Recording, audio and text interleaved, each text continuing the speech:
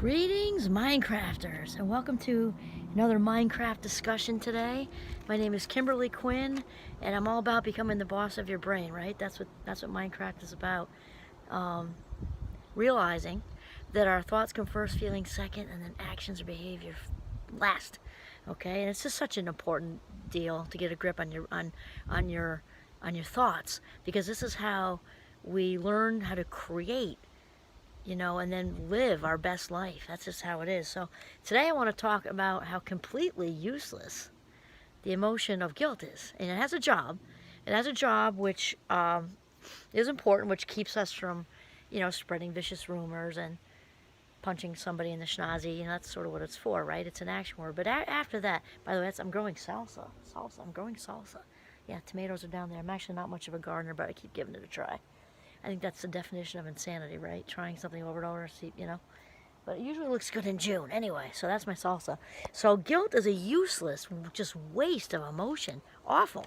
So remember that guilt is an action word, right? That keeps us from doing bad things to people. And it has the message of, I made a mistake, I made a mistake. And guilt plays a big role in our lives because of that. And unfortunately, people also use it, and we use it on ourselves. And people use it to get us to do things. I'll get to that in a second. So it's useless mainly because it keeps us in this, bugs, here we go again. It keeps us in this trap of the past. Think about it. We can't feel guilty about the future, right? Can't feel guilty about the future. No, we feel guilty about the past. We're feeling guilty about the past. It means we're thinking about the past. Remember, thoughts come first, feelings second, actions or behavior last. So, which means if we're thinking about the past, we're bringing back motion from the past. We're therefore not in the present, which means that guilt is a huge thief of our life minutes. Big, fat thief of life minutes.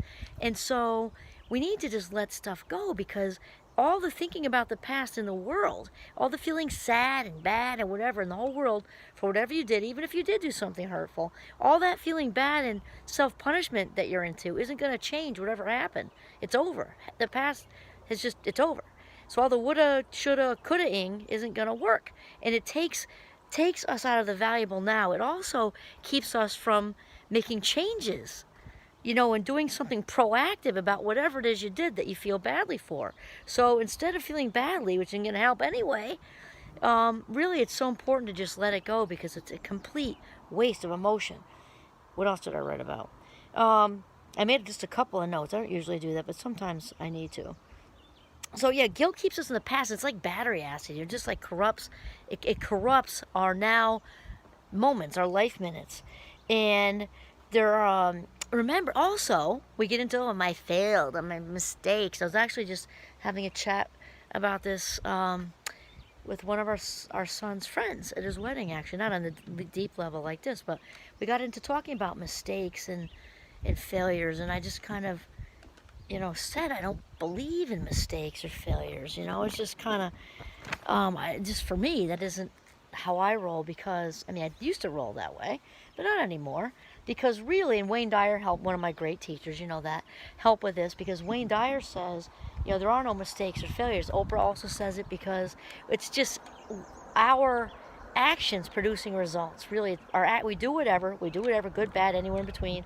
It's just they produce results. So rather than labeling these as mistakes and failures, instead of just actions that we produce by our thoughts and then feelings, because right there last, maybe just looking at it like, okay, results, and then work with that, change that, stay with that if it's working or whatever. It's just better. And people often, try to use guilt because it works, honestly, until you kind of catch on and make a change. And the reason it works is guilt can be very, very directly related to shame, which is different, right? Guilt says, I made a mistake, whereas shame says, I am the mistake. I am the mistake. And in my opinion, the most toxic human emotion we can feel. And if we could kind of eradicate it off the face of the earth, I think we would have very few problems, to be honest with you. So the spiritual and emotional equivalent of drinking turpentine for breakfast instead of orange juice, that's what shame is. And so the guilt link to shame, that is why it works for partners and families and No, you go ahead and just sit right there. I'll go stack the 3 cords of wood by myself. Never mind my sciatica. And you just sit right there. And they're like, oh God. You can picture the person like falling down in pain. And so we get up and, no, okay, all right. And it works. And school systems definitely use it. Churches and, different religions definitely use it. Workplace, it's used to. Colleagues sometimes might do it. No, it's okay. I got it. I'll take on doing all of this over the weekend. Or you're like, oh, nope, okay, I'll come in on a Sunday, fine. When you were supposed to be with your family going on a hike or whatever. And they'll do it until you kind of say to stop. So either if you can make just make a statement, and we're saying with honesty and kindness. My good friend Father Mike used to say that. You've got to say what's on your mind. You've got to say how you feel. Just as long as it's with honesty and kindness. Otherwise you like implode or something. So you can just say, you know what? I realize you wished that I chose a different career, mom or dad and dad or whoever. I realize, or maybe if you're younger, I realize you don't like how I self-express with my clothing, or with I'm all inked up, or I'm pierced and I'm all of that or whatever. But here's the thing, this is my life and I'm going to live it. So know that that's not going to work on me anymore. But how I should really take over, mom's business or dad's business, because that just isn't for me. And if it's something else where somebody's trying to manipulate who you hang out with or whatever, you just got to realize that, I just say my choice making with my friendships or whatever, that's going to stay. So, you might want to work through that kind of thing. And then, if that isn't going to work for you, one thing I like to do in general, and it doesn't always work, sometimes you have to be bold, it depends on the situation, right, is to be quietly effective. When that manipulator, which is what they are, when they're using guilt to try to get you to do things. I mean, they might not always be a manipulator, but that behavior in and of itself is manipulating, is be quietly effective, because the only reason they're still doing it is because it's working. Because human beings don't do anything unless there's payoff in it. Whether it's an actual paycheck, whether it's seeking out external approval, which we've talked a lot about, and it feels good temporarily. Whatever it is that we're trying to do, there's payoff in it, or we would cease to do it. So, and psychologically speaking, just like with a whining 3-year-old, the fastest way to extinguish any behavior, whether the 23, 33, 40, 43, or 103, is to ignore it. And I'm not saying it's easy. Remember, there's simple and there's easy. It can be very hard to, ignore a screaming toddler on a, busy Saturday in a Price Chopper or wherever your grocery store is.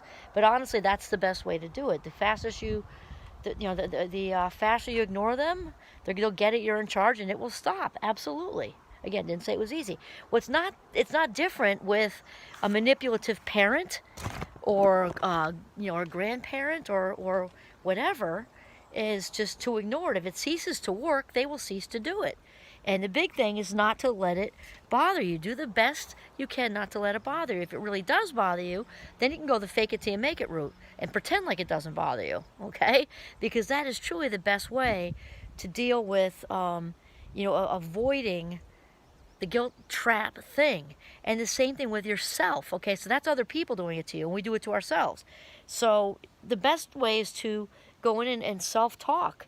Now that you realize the guilt trap is about living in the past, which is over and done. It's water under the bridge, literally over. That you're losing your now to then and corrupting these life minutes, which will then be like battery acid on your future life minutes, because you're going to keep bringing that stuff with you along your path. No good, just no good. Guilt is a entirely useless waste of emotion. Once you get whatever you did was wrong, okay, do what you can to, apologize, fix the best you can, and then realize you're human and let that shit go, okay? All right, this is Kimberly Quinn signing off from the beautiful northern Vermont. Have a mindful day.